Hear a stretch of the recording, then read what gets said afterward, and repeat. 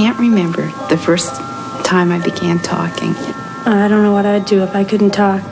I like to talk about school sometimes. I like to talk about movies I see, and I talking. When you say, how do children learn language? It's too simplistic to think that the child is either memorizing great hunks and simply spewing them back, or analyzing everything she or he hears and producing productive language in that sense. How do children learn to talk? The unfolding of our linguistic ability from infancy through childhood is a profound, though little understood accomplishment. Tonight on Nova, we explore the process of language acquisition, and it all begins with baby talk.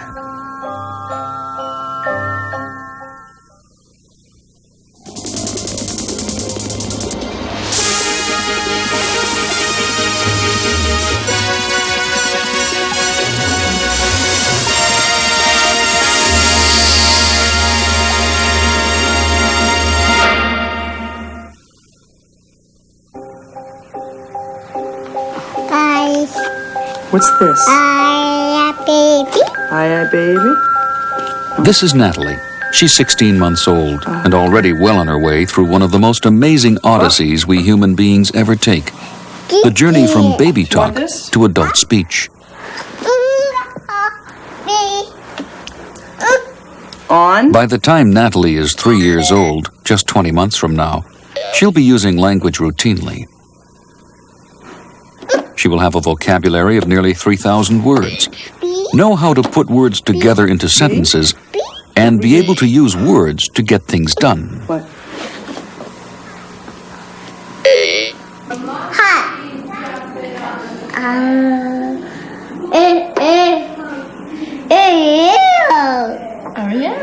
The process of language acquisition is still an enigma, and the details of how children actually learn language are mostly unknown.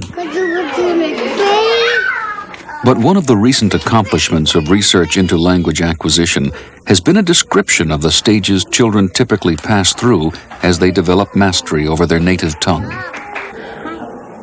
First, infants make sounds. Sounds turn into single words.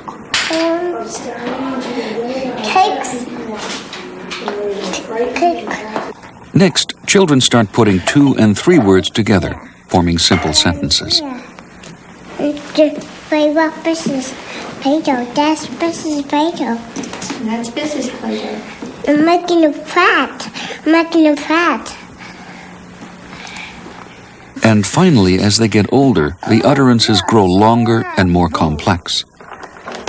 I'm going to draw a swan boat. Now we can...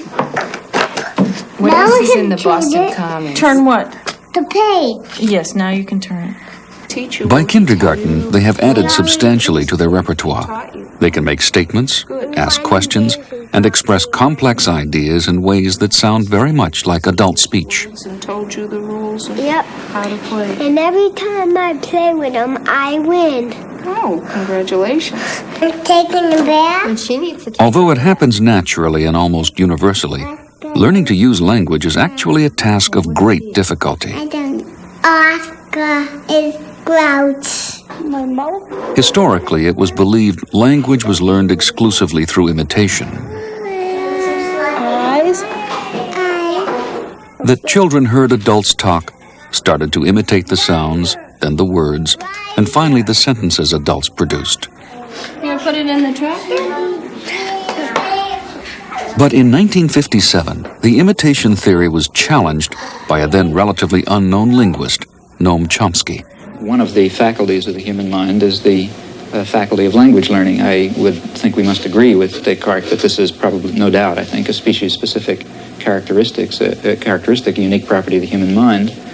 And in trying to determine what the faculty of language might be, we look at the very difficult empirical problem of explaining how it is that a young child with very limited information available to him acquires a system of language and knowledge of language that enables him to produce and understand these this vast number of new sentences.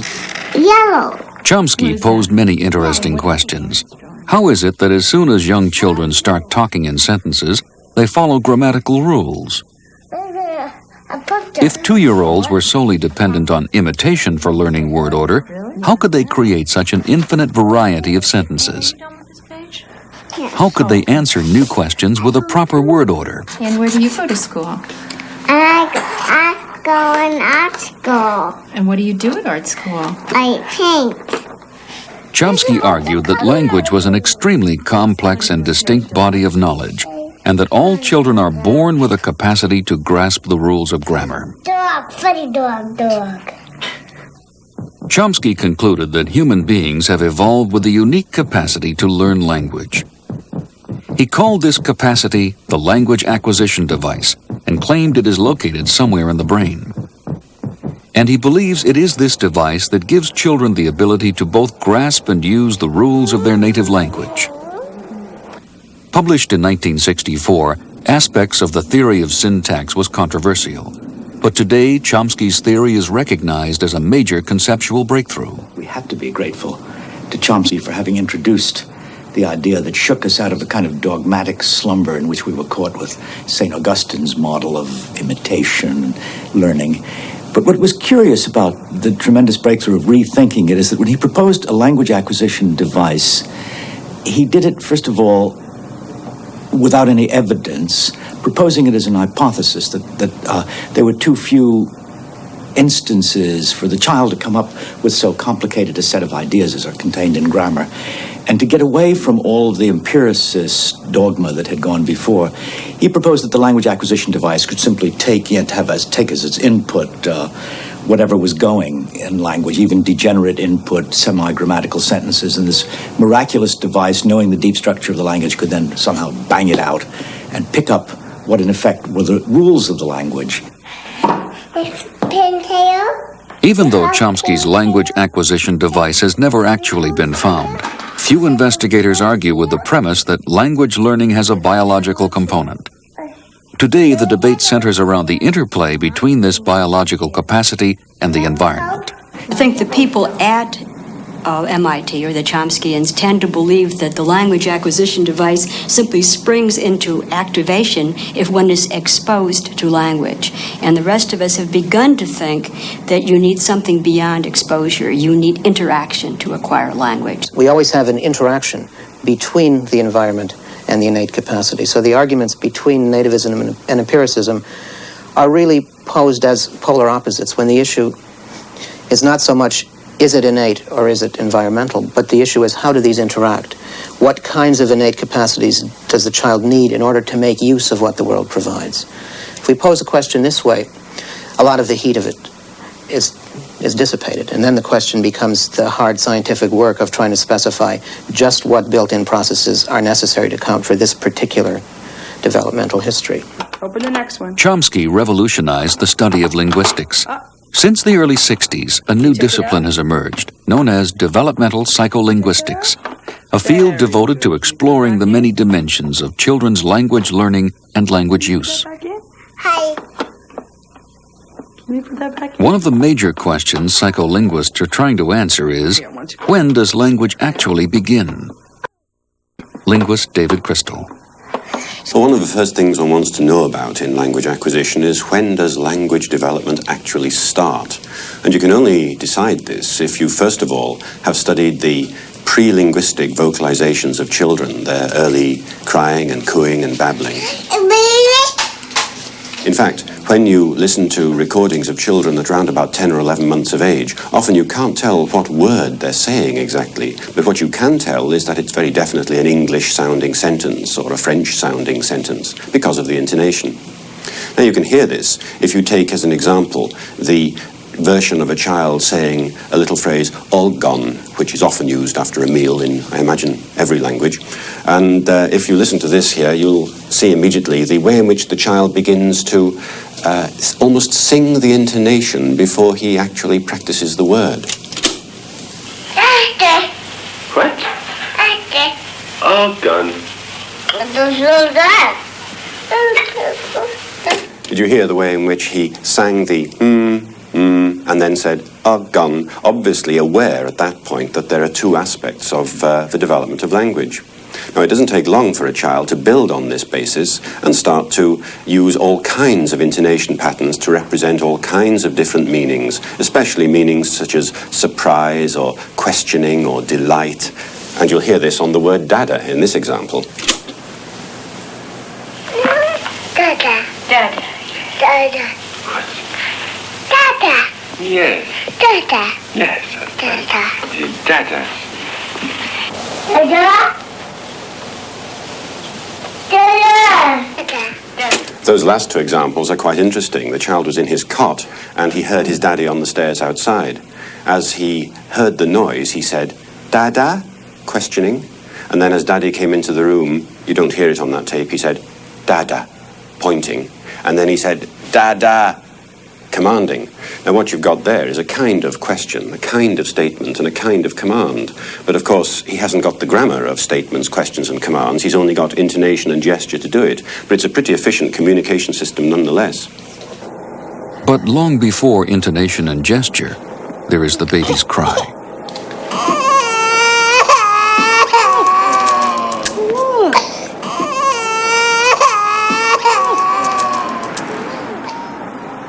In Boston, Massachusetts, infant cry analysis is going on at the Brigham and Women's Hospital under the direction of research psychologist Dr. Barry Lester. Her cry is good and lusty. When she initially started crying, there was a period where she held her breath for a long time, which is how a painful kind of cry usually starts. But her cry has a good melody form, and it's a nice... Barry Lester has been analyzing the cries of newborn babies for the past 14 years. Crying is the baby's first effective form of communication. Yet she's not out of control. She's able... Dr. Lester records the baby's behavior on videotape and uses a computer to plot heart rate, respiratory rate, and the acoustic signal of the cry. He has learned that different sounding cries have different physiological patterns. Lester believes that the way a mother responds to these different kinds of cries has an impact on early language development. But is there any real connection between crying and speech? We look at adult speech. Adult speech has what are called prosodic qualities to it, meaning intonation and voice patterns and pitch patterns. It also has grammar and syntax. I mean, those are the two components of adult speech. Well, crying has only the prosodic components. Crying is changes in pitch and intonation and melody patterns. It will be 3 or 4 months before this baby's vocal cords and larynx will be developed enough to make sophisticated speech sounds. But nonetheless, researchers believe that early sounds like cries, coos, and gurgles could provide clues to the child's later language development.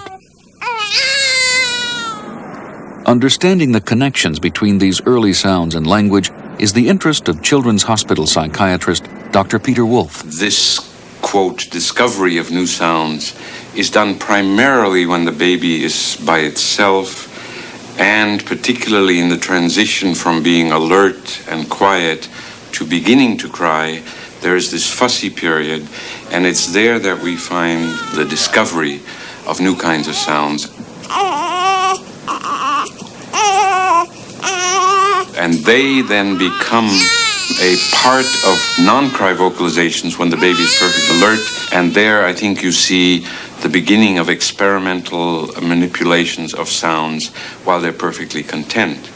And it is the discovery of different patterns of sound production that may be the linkage between crying and language. That does not mean that cry patterns are directly built into the language system, but it is the transition from cry to fussy to the discovery of new sounds that may be, at least at the physiological level, the tie with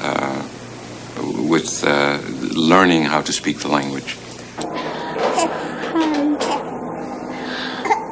Producing new sounds and watching their effects on adults is the beginning of communication, a conversation at its onset. At the University of Surrey in England, mothers and their breastfeeding infants were asked to participate in an ongoing communication study.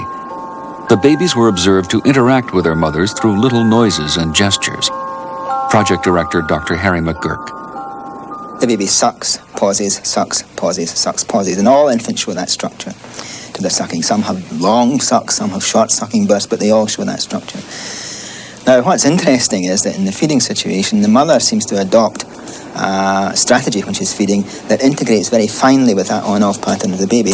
That is to say, when the baby's sucking, the mother tends to be relatively passive, and when the infant pauses, she then becomes active and talks to the baby and strokes its cheek, stops, and the baby starts sucking again. Now, with respect to language acquisition, the baby is being integrated into a communicative network that has turn-taking characteristics to it. The baby's turn, the mother's turn, the baby's turn, the mother's turn. And that's a very important aspect, of course, of linguistic communication, conversation. While Dr. McGurk believes that the baby is primarily taking its cues from the mother, another researcher, Dr. Colwyn Trevarthen, believes that it's not the mother but the baby who initiates and directs the interaction. The behavior of the baby is exceedingly complex. It is inconceivable that patterning has been learned or trained.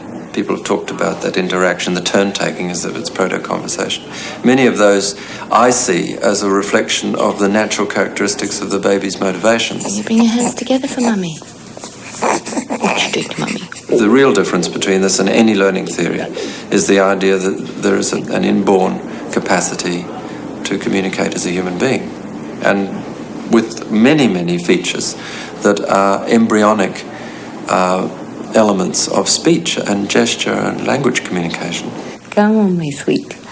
Are you going to look at? Yeah. Now you do clapping your hand. The smile itself is a kind of behavior that can't have any effect on the world except through someone else perceiving it. It does express feeling.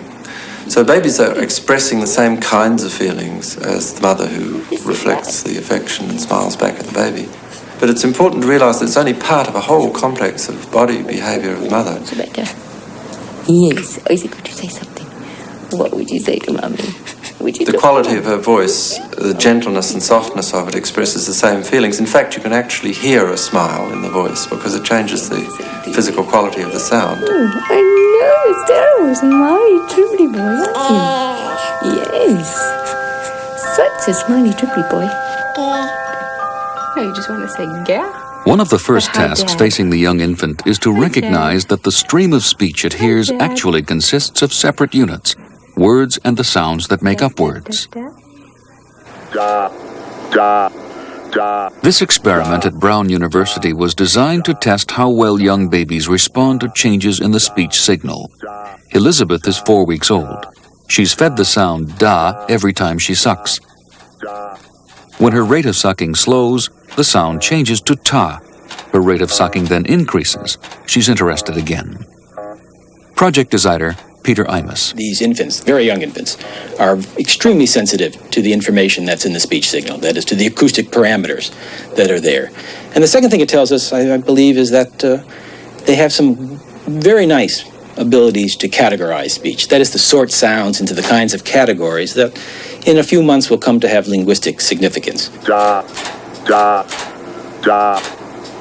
What it tells us is that there's a strong biological component to the processing of speech and to the perception of speech. That is, our inheritance helps us understand speech, helps us to perceive speech. You get a start on the system. You know what categories are going to be important. You know how to sort the sounds into these categories. Only a few short years separate the cries of the baby from a truly communicative language system. The task of learning our native tongue is one which we accomplish essentially in the first 5 years of life. Wow. Pieces? We discover how to distinguish sounds, figure out the rules of grammar, and understand what words mean. But what is language? Every language is a system of communication based on a specific set of rules. The sets of rules that psycholinguists study include syntax, semantics, and pragmatics. Syntax refers to the grammatical rules that order the words in a sentence. For example, the rules that make statements different from questions. This is a robot book. The statement, "This is a robot book," shows the child knows proper word order. He understands syntax. Semantics refers to the rules that govern the links between words and what they mean. 2-year-old Jacob knows what silly putty can do. He knows that silly putty stretches. He has learned to link an abstract symbol, the word stretches, to its meaning as it relates to a concrete object, silly putty. This is an example of a small child grasping a part of the semantic system. Pragmatics refers to the rules that govern how to use words in socially appropriate ways. A baby like Natalie is very effective at getting what she wants, even though she hasn't yet learned the adult rules for appropriate language use. What's this? Baba? Okay. Peanut butter. That's right. One pack of peas. Being able to make a request using the word please is evidence that 3-year-old Nikki understands something about pragmatics. Syntax, semantics, and pragmatics. Research is just beginning to explore the dynamics of their interrelationship. So the child, interestingly enough, isn't just learning syntax. He isn't just learning to mean, and he isn't just learning how to get things done with things in the world, but he's learning all three of them simultaneously. Each one of them is an enormous accomplishment. And that psycholinguist or linguist who looks at only one of these at a time, looks at the syntactic side, the semantic side, or just the pragmatic side, all in isolation, is bound to develop a theory which has one great big ear and no ear on the other side and no nose or mouth. I mean, you've got to keep these three things in balance, and it's punishingly difficult to do so. The rules of language are complex. There's a lucky snake.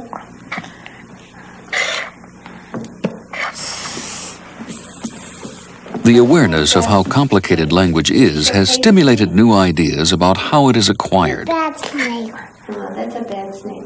Many researchers today feel that an innate language acquisition device, as proposed by Chomsky, is not sufficient to explain how all these rule systems, syntax, semantics, and pragmatics, are learned simultaneously. Here's the duck. As from here, that duck. E-I-E-I-O, what are those? Little chickens. And Ed is from here, those little chicken. E-I-E-I-O. Currently, attention is being drawn to the roles of parents and caregivers as guides, helping children make their way through the verbal environment. A school of thought known as the social interactionists looks at the parent-child relationship and its impact on language learning. E-I-E-I-O. At Boston University, research is being conducted which focuses on the social functions of language for both parents and children.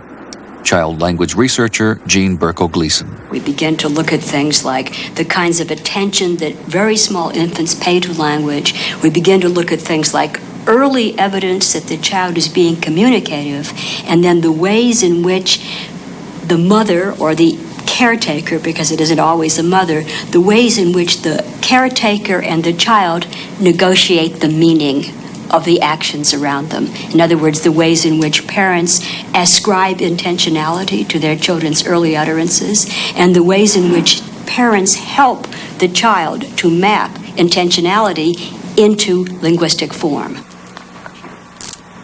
For example, a child's unstructured play can be turned into a game. Natalie's caregiver uses her interest in beads to draw her into a social situation. Oh, what a good girl. Can you take them off? The game is a vehicle to expose the child to socially appropriate You words. take them off. Thank you. So you put them on.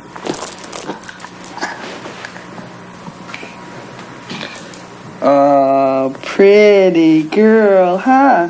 There is a real social use of language, and it comes way before those first words. Thank you. I certainly see parents playing thank you games with children, handing things to babies and saying ta, back and forth. I think parents are doing it partly to show other people that they have a socialized child. Boo! It is commonly believed that the first words children learn are nouns like ball and cookie. But recent research has shown that in fact the earliest words are not those so-called naming words, but expressions useful for social interaction. Can you say bye-bye? Bye-bye. Bye-bye. Those of us who tend to be rather interactionist are stressing these days the fact that language is not only referential. That is, the child doesn't use language just to name things, to say mommy, juice, kitty, table.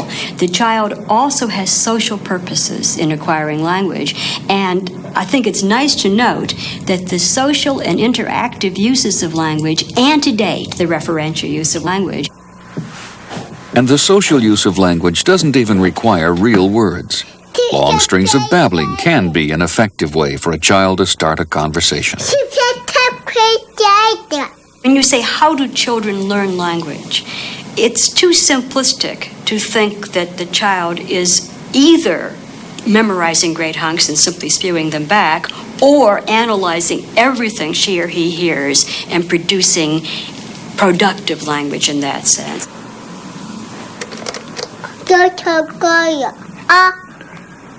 They also probably in the early years only learn rather globally the meaning of expressions like, it's time for bed now, it's time for your bath now. After, what does that mean to an infant? You hold up a towel in your hand, look at the bathroom and say, it's time for your bath now. Does that mean that the 2-year-old or the 1-year-old, the toddler, knows what it's time for your bath and now all mean and can use those words productively? Certainly not. The child has acquired, in terms of understanding, that very global kind of notion, and I think is true in both comprehension. That is, I think children first begin to associate routinized phrases with the everyday activities in their life, and then later may produce some rather routinized phrases as well without being able to analyze them. What's this? Get out.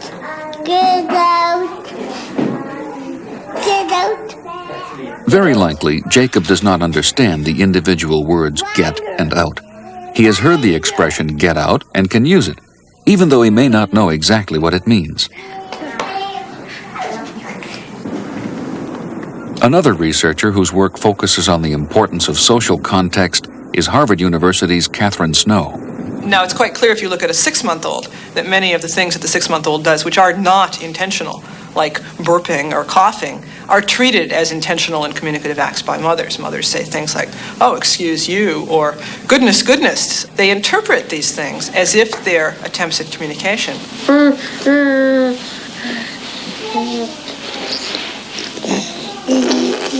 We, in fact, pull intentionality out of the pre-intentional child such that we push the child into intentionality and very much blur the distinction between the pre-communicative and the truly communicative child.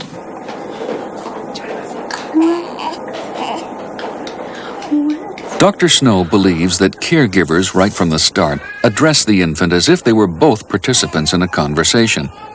By asking the baby questions and commenting on his sounds, the caregivers show they believe the baby can communicate. And by acting as if they were in a real conversation, the adults demonstrate for the baby the rules of conversational turn-taking. What is it?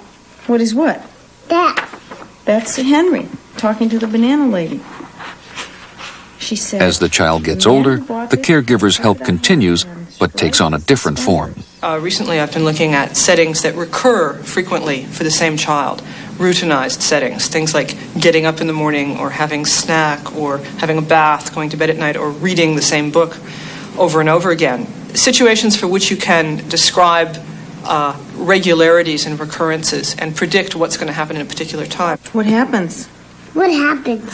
While Herbert was waiting, he got distracted by the sweet smell of hay on a passing truck. Henry had forgotten to feed him Brother. So Henry was too hungry to resist. No, Herbert. Herbert, I'm sorry.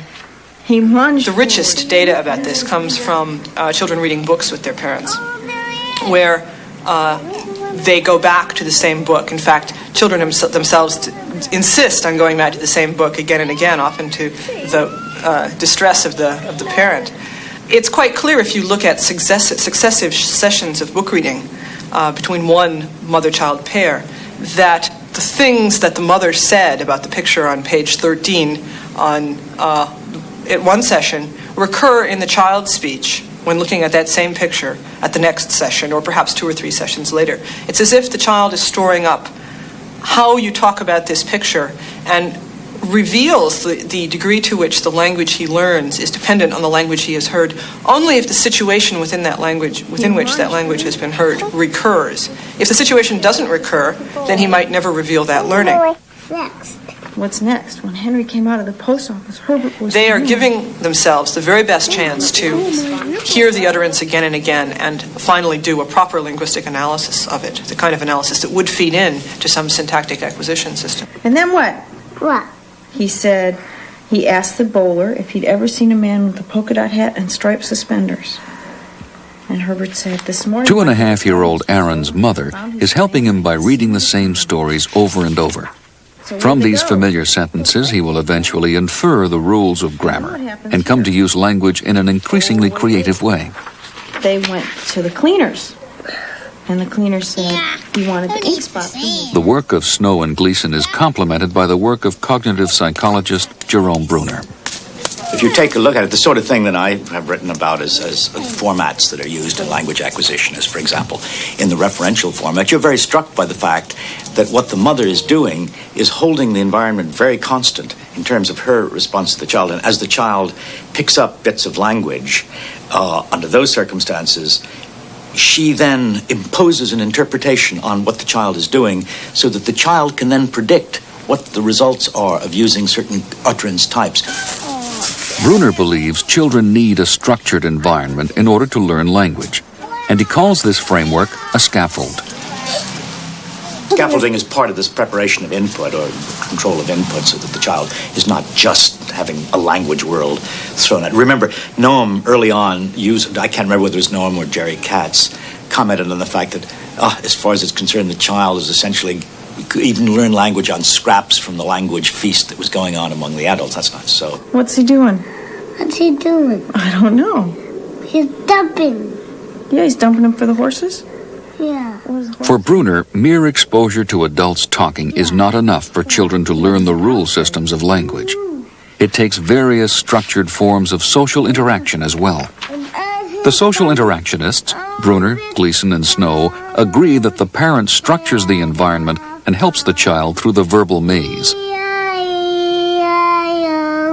And at his farm he had a duck, duck, duck. But what is going on in the child's head? What is the child thinking about as he or she is learning those first words? Oh, McDonald.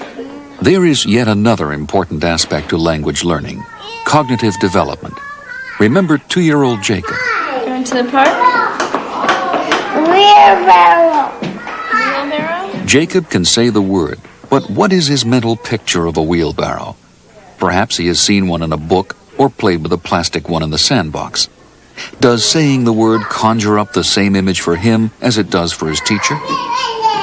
Why? We have to do this thing, Miss Kermit. What color is Kermit? Yellow. Kermit the Frog is yellow? Yeah. I think he's green. Green? What? 3-year-old Kate is quite prepared to say that Kermit the Frog is yellow. She knows that green and yellow both describe colors, but she can't yet distinguish between them. She may use the words, but she really doesn't understand what they mean. It's not food. How much language is acquired in this way? Words before concepts. What is the relationship between language and thought? Cognitive psychologist Andrew Meltzoff. Okay, well, the classic theories, I suppose, are best represented by Piaget and Vygotsky. Piaget holds the position that cognition develops before language and that babies have to reach a certain level of cognitive development before they can learn to talk or say anything, and that language and thought are intimately related. Vygotsky more or less holds the opposite point of view, that babies begin to talk and that also affects their cognitive development. Here, move the keys underneath cloth. Meltzoff uses a classic experiment by the Swiss cognitive psychologist Jean Piaget, known as the search and find. The key is hidden under the cloth and the baby has to find it. That's a good guess, but they're not there. And that's where you looked last time. Now what?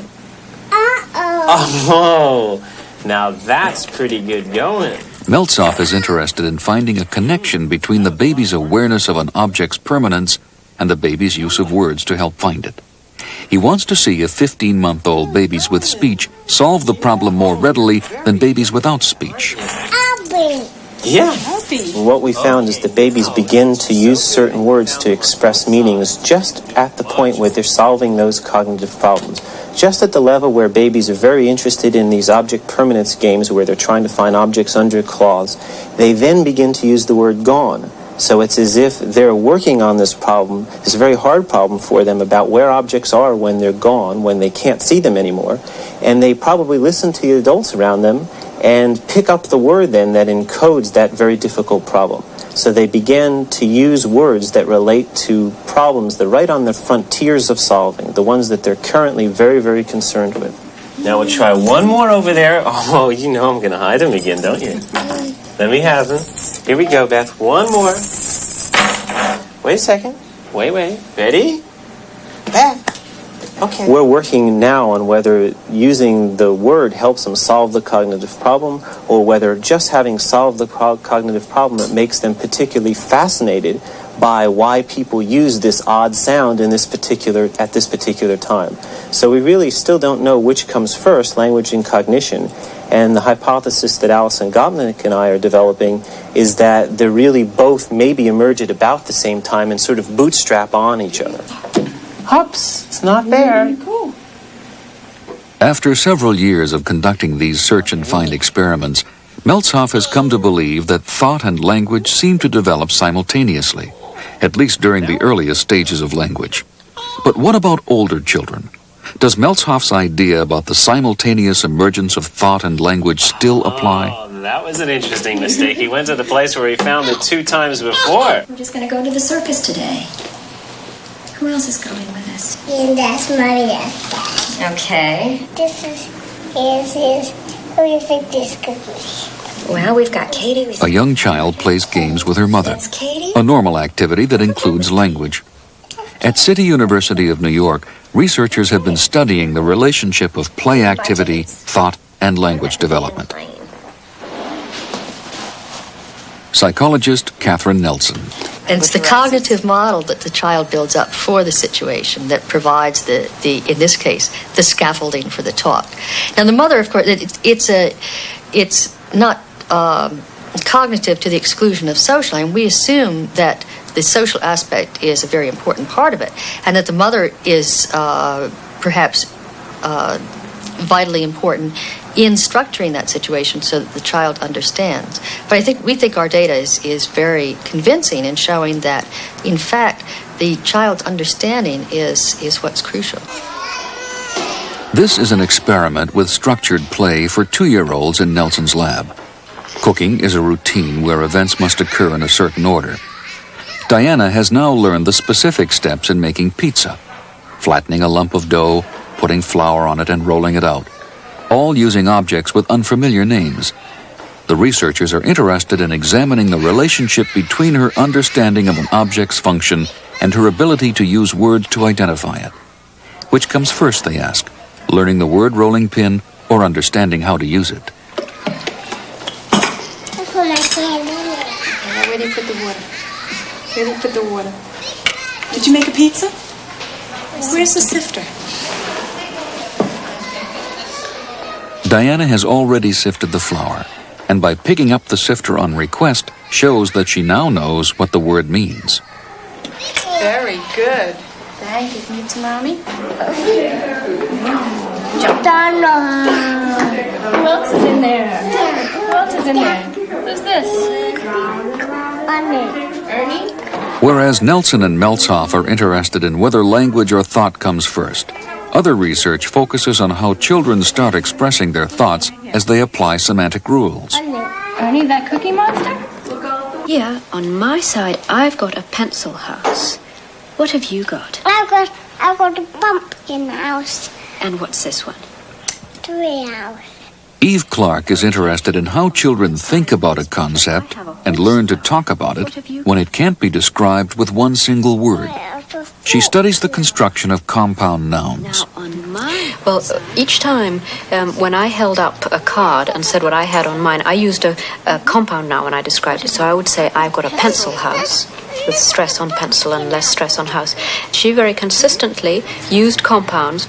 A treehouse. For talking about the two pictures on her side of the card. So, for instance, she said a tree house and a pumpkin house when she looked at the two pictures of the other houses. In the picture, the tree and the pumpkin are not really separable from the house. They're made into houses. But there was one picture where they were really two separate entities. Now, on my side, I've got a book chair. What have you got? I've got a duck on my chair. You've got a duck on your chair.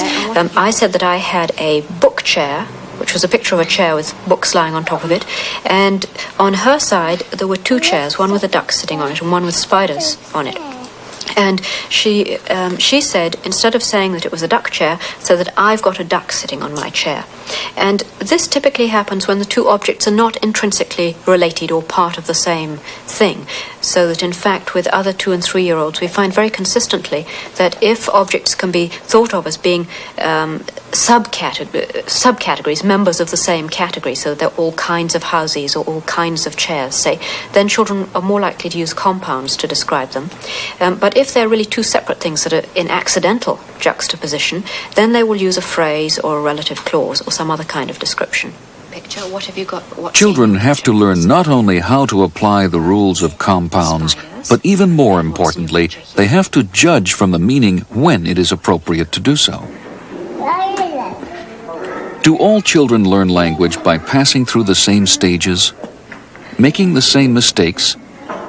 While some linguists, like Chomsky, are interested in universals, others are interested in describing how individual children differ from one another. Silly putty.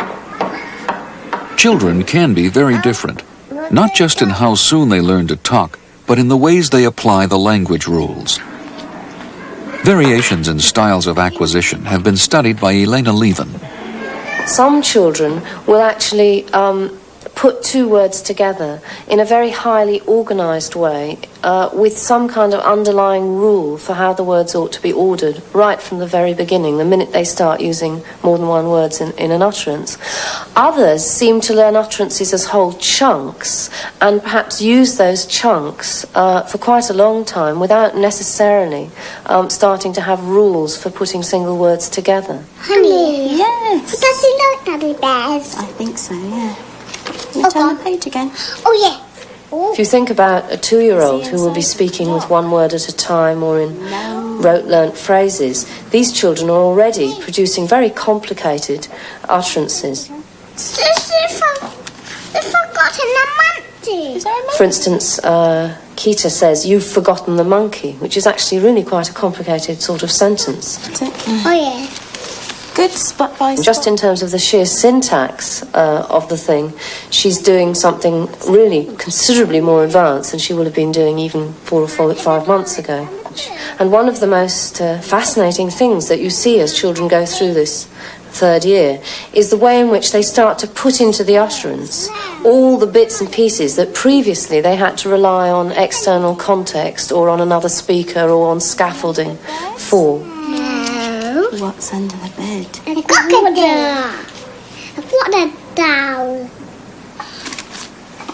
There's Spot under the rug. I think we missed a page there. Oh, no. I think we missed a page, Jo. We missed the monkey again. Is he in the box? Oh, no.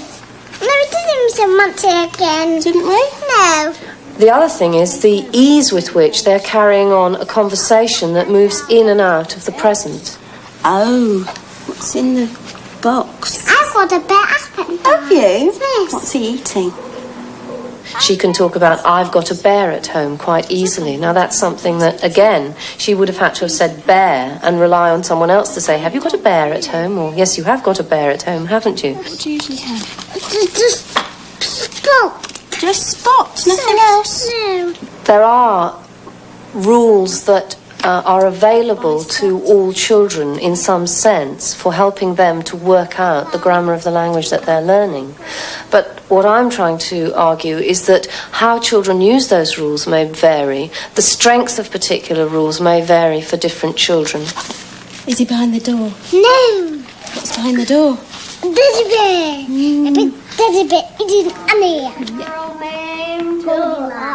Goldilocks. was skipping through the woods, and she was singing, do-de-do-de-do-de-do, do-de-do-de-do-de-do. Looking at how different children handle syntax, how they arrange words in a sentence, reveals some fascinating insights about the intermediate stages children go through as they approach adult speech. Orange. So she went up to the door. Nikki and Lara are 3-year-olds. Even though they sound like young children in the way they pronounce their words, their control of the sentence form is very sophisticated. They make statements, ask questions, and use negatives with little apparent effort. I like the rubber duckies, but Mommy buys some. And she gonna buy some one for Peter. One. There's only one. I got a rubber duck. What color is it? Yellow. Oh, that's the color. And Mommy's gonna buy me yellow too, and Mommy's gonna buy one for yellow, one for Nikki, and one yellow one for Peter. And one for your sister, and one for your brother. Yeah. Oh. Yeah. You have a preschooler. No, I have a sister and a brother. That's all you have? I have Julie brother.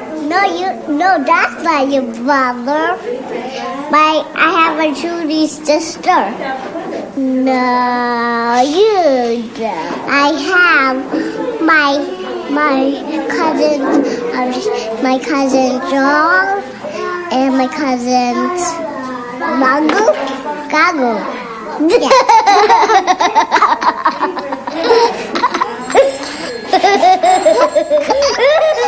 Nikki and Lara also understand enough about semantics, or the meaning system, that they can make a joke by choosing to use a funny-sounding made-up word. Although these children are learning English as their native tongue, investigation into how children from different countries learn their languages has turned up some startling results. Specialist in cross-linguistic studies, Dan Slobin. I've suggested from work I've done cross-linguistically that there's a beginning level of what I call basic child grammar, which is remarkably similar now across several dozens of different kinds of languages in very different kinds of societies.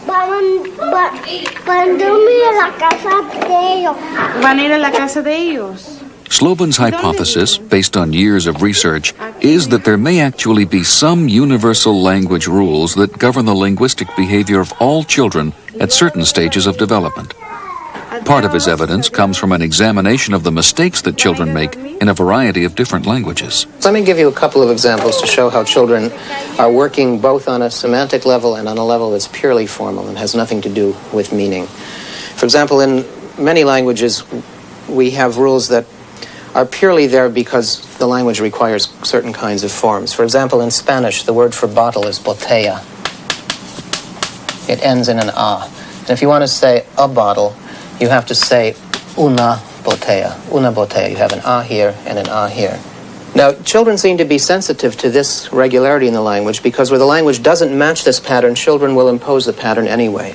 So, for example, in Spanish, the word for flower is una flor. Notice that doesn't match this pattern. We have an a here and no a here. Children will say una flora. This is an error, but notice it's a creative error. It's not something children have imitated. In a sense, it's wrong, but it's wrong in a sense that shows that the child is right. English-speaking children make the same kinds of mistakes. I got a new game for Christmas. I don't know how to play it. Now, my daddy teaches me I know how to play it. How will we? 5-year-old Jeffrey just said teached instead of taught.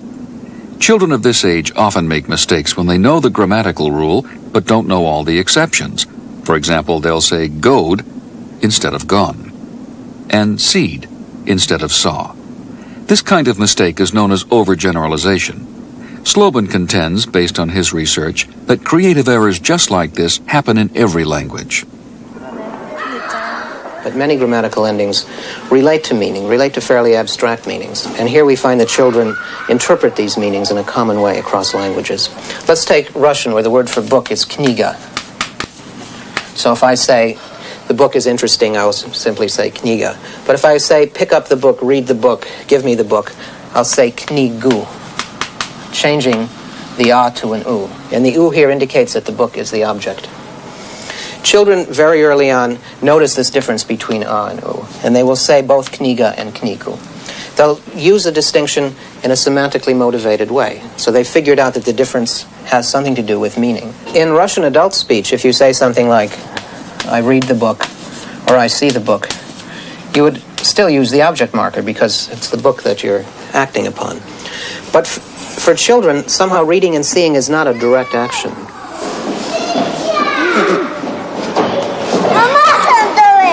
To them, acting on something is doing something with your hands, picking it up, dropping it, throwing it, manipulating it in some way.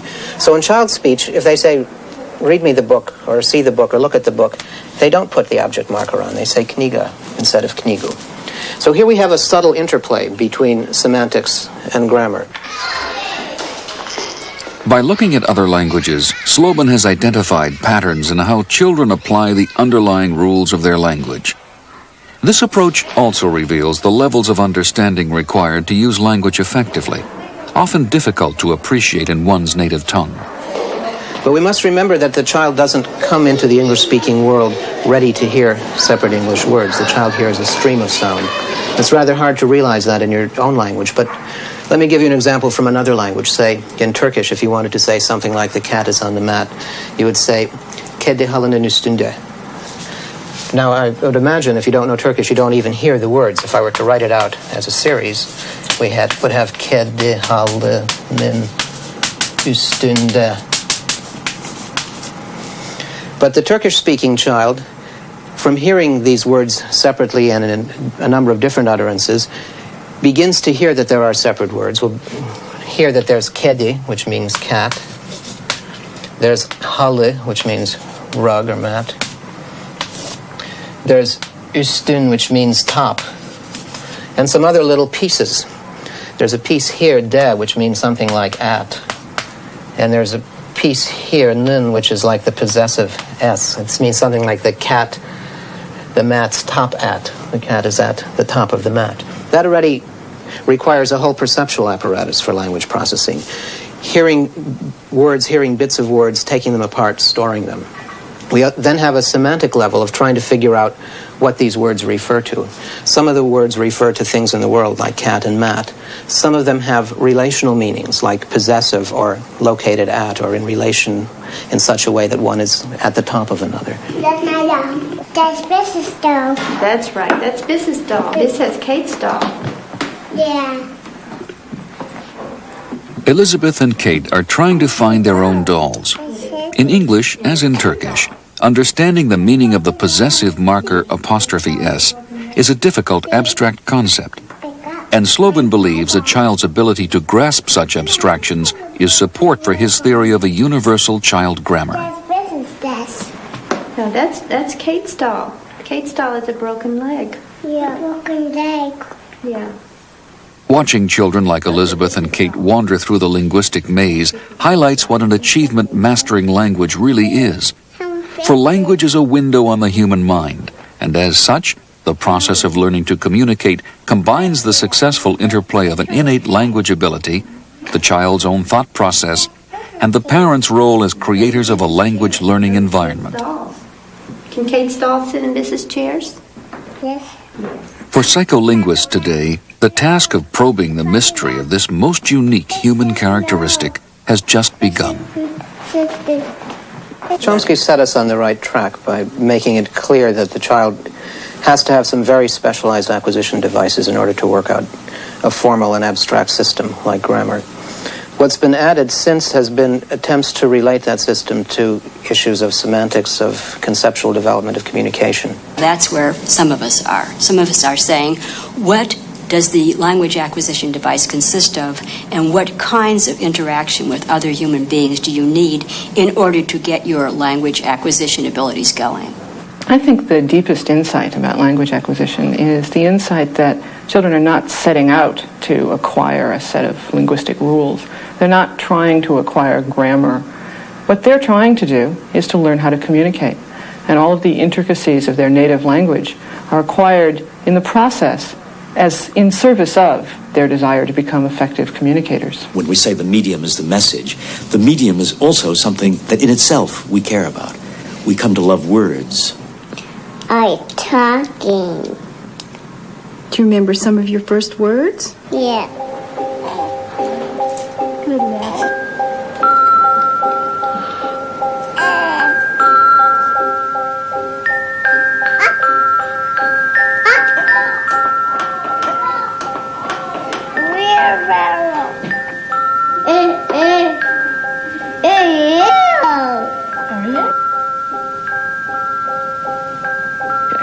You want this? What do you say? I want it. I want it. What? You lost your mittens, you nutty little kittens. You'll still have no pie. And turkey lurkey said, the sky's falling now. The two pigs said, not by the hair of my chinny chin chin. Then Baby Bear said, someone's been sleeping in my bed. Is he still there? And his fur, he had a coat. Yeah. I fooled you. You did fool me. What did I say?